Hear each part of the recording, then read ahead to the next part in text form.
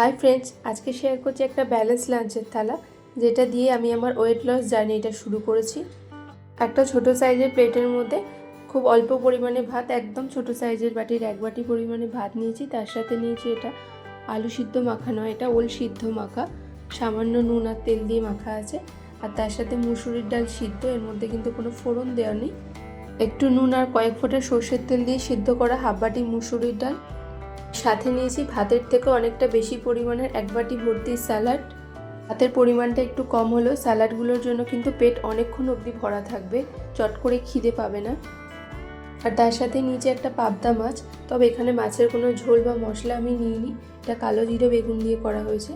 যেহেতু এটা তেল মশলা দিয়ে রান্না করা, তাই আমি বাদ দিলাম, শুধু মাছটাই নিয়েছি। আর একদম শেষে নিলাম ছোট বাটির 1/2 বাটি খড়ে পাতা টক দই।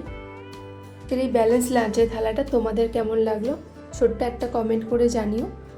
আর এরকম আরও ভিডিও পেতে চ্যানেলটাকে প্লিজ সাবস্ক্রাইব করে রেখো। বাই।